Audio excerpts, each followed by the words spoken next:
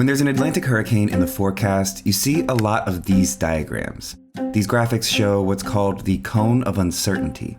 It's the range of potential paths the center of a tropical storm could take. It's often shortened to just the cone or forecast cone. It fans out like this because meteorologists can't know for sure which way the center will go. But these familiar diagrams leave out something that's super important for mapping how far-reaching a hurricane's impact area could be. They don't show what happens here, on the dirty side. Dirty side. Dirty side. You don't want to be on this side of a hurricane as it starts to make landfall. Atlantic hurricanes like Milton, Helene, Katrina, ones in the northern hemisphere, rotate counterclockwise.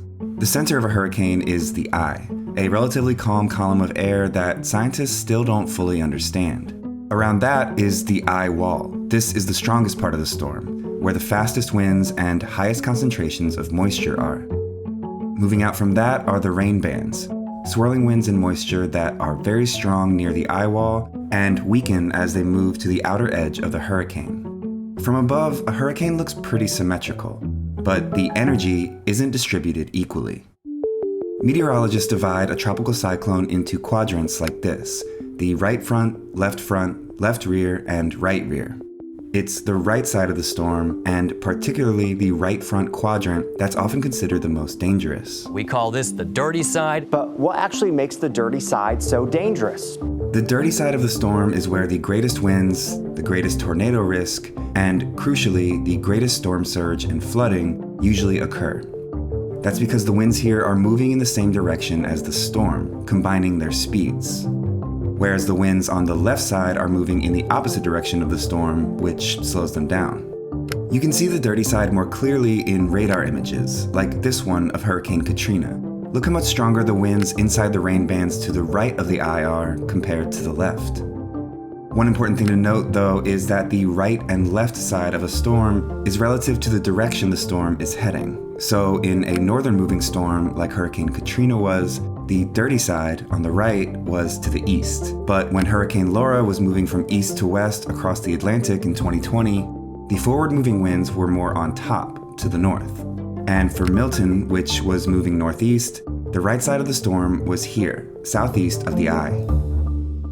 The track of the storm is key. Are you on the clean or the dirty side of the storm?